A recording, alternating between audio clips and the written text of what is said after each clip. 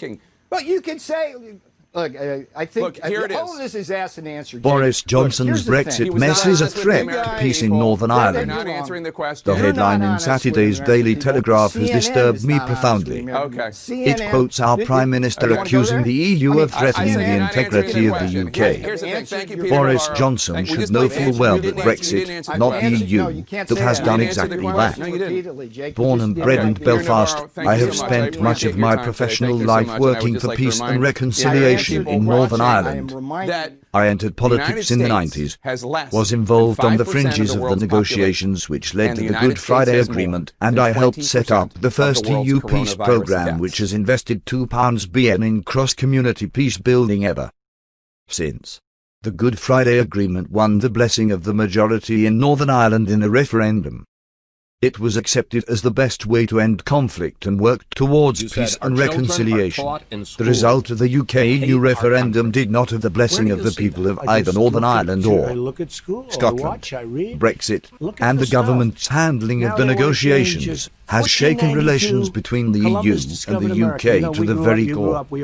It has led to increased pressure from Scotland for another referendum on independence, and from those in Ireland, North and South, calling for a referendum on the United Ireland. These calls have grown as a result of the UK withdrawal from the EU, not as a result of action on the part of the EU. Boris Johnson knows this full well, but he is desperate to lay the blame on the EU rather than his own actions. It was his work, exaggerating the bendy banana stories when he was a reporter in Brussels, which helped stir up British animosity to the EU. It was his decision to side with the Leave campaign in the lead-up to the referendum that swung many voters in that direction. It is his inability to marry the deal he agreed with Brussels to the promises he made to Northern Ireland business which puts him in the position he finds himself in today. The dogs in the street know there is no way goods could travel from Great Britain to Northern Ireland without customs checks somewhere in case they move into the EU single market. Checks on the Irish border would be the worst-case scenario for obvious reasons. The fish in the sea know, when it comes to quotas, there is no way a line can be drawn down the Irish Sea in the middle of Lough Foyle or Carlingford Lough to prevent EU boats, including Irish, fishing in UK waters.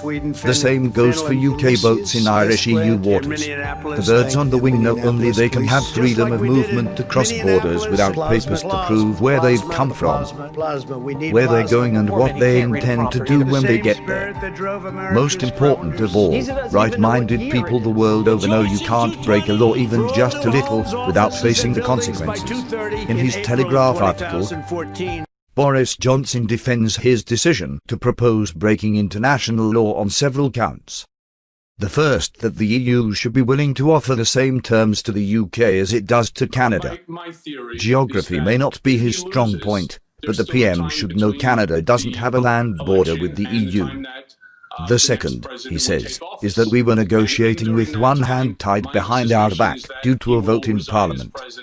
He shouldn't need reminding that Parliament represents the sovereignty of the nation. His plan to take back control from Brussels should not imply placing it directly into both his hands. He describes the current deal as excellent, but blames the EU for its extreme interpretation of the withdrawal agreement. He goes on to claim we are being told the EU might actually stop the transport of food from GB to Northern Ireland. The PM says he doesn't believe the EU would do that, but warns by actively undermining the union of our country. Such an interpretation would seriously endanger peace and stability in Northern Ireland. This is an astounding accusation which runs counter to everything the EU has done for peace in Northern Ireland.